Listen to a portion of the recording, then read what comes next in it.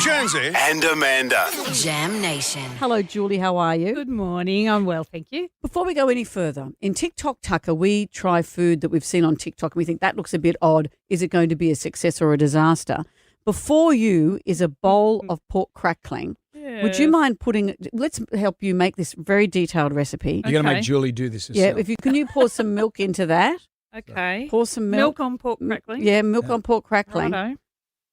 And then some cinnamon and a dollop of cream and see what you make of it. Because we weren't sure. We went like it, hate it, like it, hate it. Our taste buds were all over the shop. Can you add the cinnamon like Salt Bay does? I don't want to make a mess in the studio. Yeah, it's all I'll new. probably sneeze. And cream. And a dollop of cream. This is like keto, I think. Is it? It's got no carbs and extra fat. Oh. That's what keto's all about. But I don't know if you'd normally put pork crackling in a cereal. All right, you're going in, Jill. You're going in. Ew. Get a big bit of Okay. crackling happening. Really? Yep. Yeah. Oh, God, I don't Here want we to go. do this. I was very You're quiet. pulling a face. No. No. No. That's horrible. Really? Oh, that's horrible. Have we got a spew bin for Julie?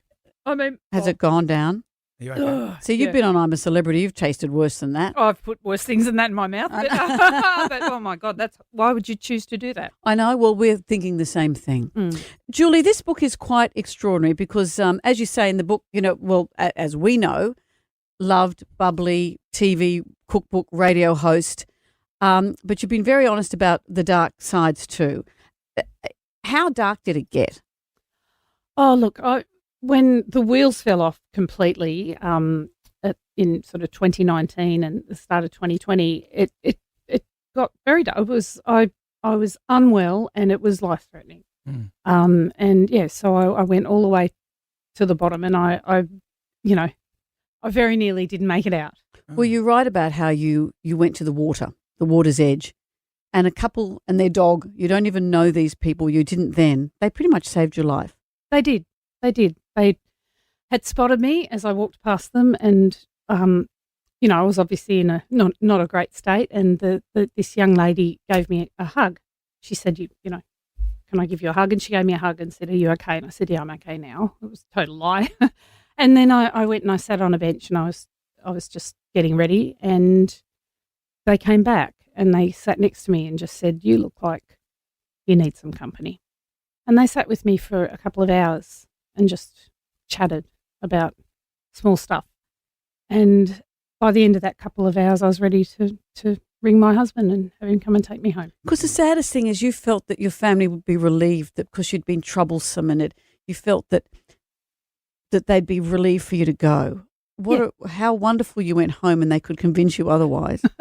Well, yeah, and that, I mean, it's not true. It's not true that they would have been better off without me. But that's in that time and in that sickness and that despair, I believed that. I believed that to the core of my being, that I was doing the best thing for everybody.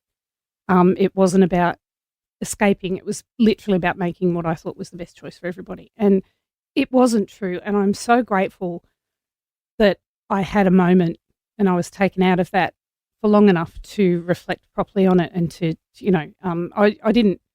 I didn't get home that night. I was taken to hospital. So, I got home much later that night, but I was taken to hospital first. Mick just said, "I can't deal with this. I'm not equipped. I need help from professionals." I didn't want to go to hospital. I was exhausted. I wanted to go home. Sure.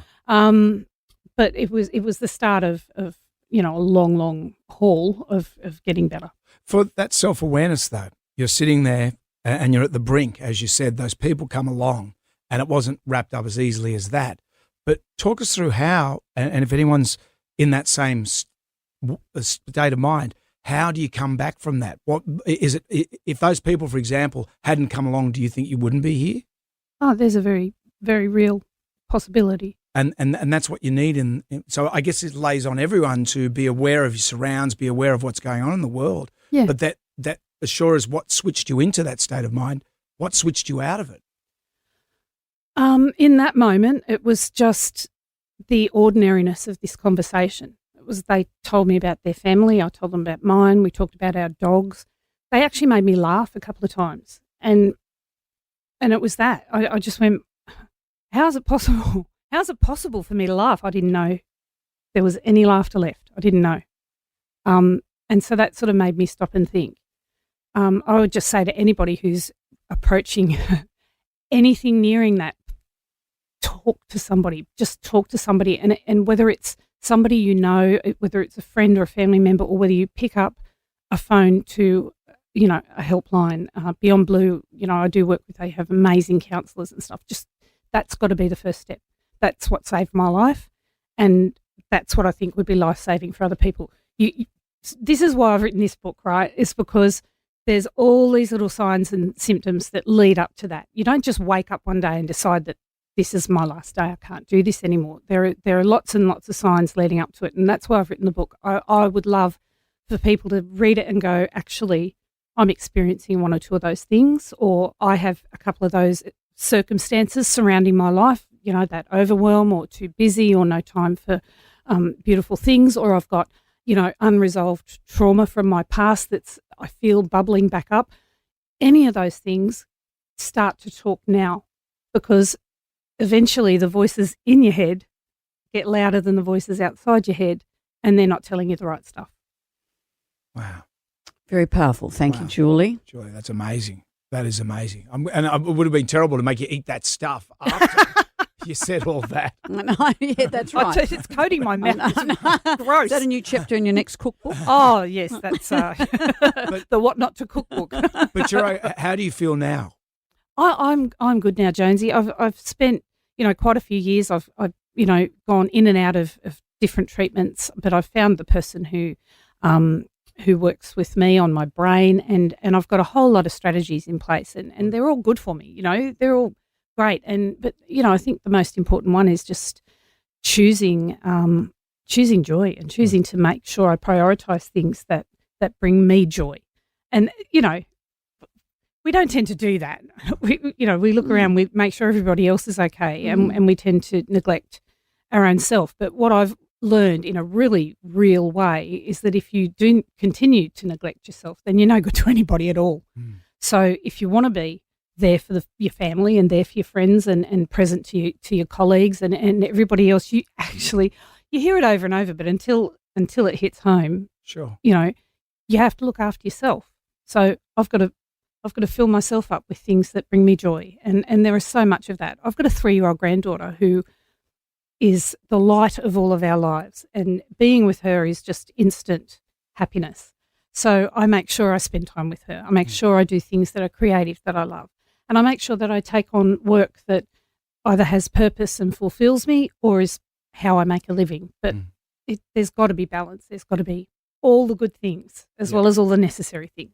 Which is why your book also has that sausage roll recipe. Yeah, that is one of the necessary things. Yeah, that is a necessary thing. Not so necessarily the carnivore cereal, which we put on you early in the interview. Julie, thank you for coming out. Thank you for being so brave with your story. I've never heard this articulated as well as you've just done it just then. Thank you so much. The memoir is out now at all good bookstores near you. Julie Goodwin, thank you. Thank you very much.